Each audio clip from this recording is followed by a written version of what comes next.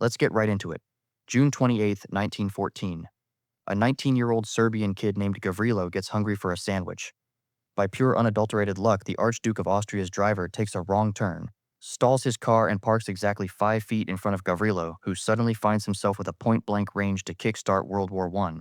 This single sandwich caused the deaths of millions, the invention of the atomic bomb, and the creation of anime. But what if Gavrilo just wasn't hungry? What if the Archduke's driver wasn't completely brain-dead and knew how to read a map? What if the Great War just never happened? Today we are looking at the patch notes for Earth if the World War I update was permanently cancelled. And spoiler alert, it completely breaks the server. To understand the meta of 1914 Europe, you have to realize it wasn't a bunch of neat little countries. It was a massive sweaty lobby of fragile egos, royal inbreeding, and terrible group projects. Let's look at the first major faction, Austria-Hungary. People always claim Europe was a powder keg and the war was inevitable. But without that exact spark, the fuse probably just fizzles out. Austria-Hungary was basically 15 different angry ethnic groups locked in an elevator who all actively wanted to body slam each other. Without the meat grinder of World War I to force a complete server wipe, the empire doesn't instantly shatter into a dozen different countries. Archduke actually had plans to reorganize the empire into a federal system.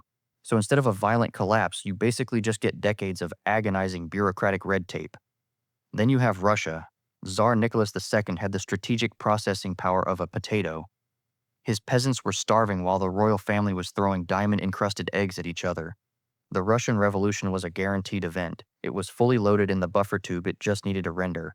But without the absolute chaos of World War I draining the military's HP, the Bolsheviks led by Lenin don't get the easy win.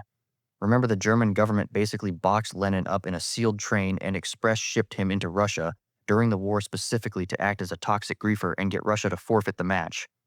Without the war, Lenin stays a salty guy writing angry pamphlets in Switzerland. The Russian Revolution still happens, but it probably transitions into a messy constitutional republic, which means no Bolshevik takeover, no Soviet Union, no Joseph Stalin, and no Cold War. But let's talk about the tech tree, because if there's one thing humans are incredibly good at, it's inventing life-changing technology specifically so we can delete each other from the census faster. War is essentially a double XP weekend for human ingenuity. Without World War I, our technological progress takes a massive hit. In 1914, airplanes were basically just rich guys strapping lawnmower engines to canvas kites and hoping the wind didn't snap their necks. They were useless novelties. But then the military realized, hey, what if we drop literal rocks from these kites onto the French? The war pumped millions of dollars of R&D into aviation. Without it, commercial air travel gets delayed by decades. You aren't flying to Cancun anytime soon. And then there's the medical meta. World War I was a factory of horrors, but trying to fix those horrors birthed modern medicine.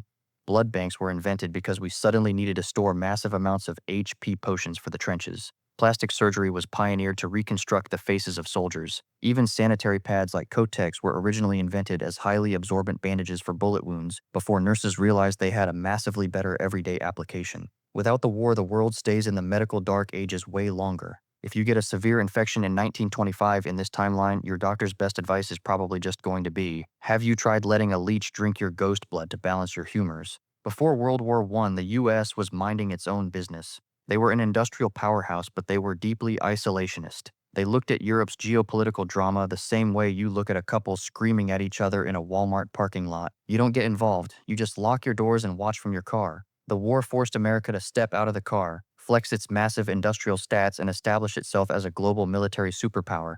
It also turned New York into the financial capital of the world. Without the war, America just remains the wealthy, quiet kid in the back of the classroom. Britain keeps its global admin privileges and remains the undisputed heavyweight champion of naval supremacy for at least another 50 years. Because they don't go bankrupt fighting Germany, the British Empire doesn't collapse, meaning decolonization across Africa and Asia is violently delayed.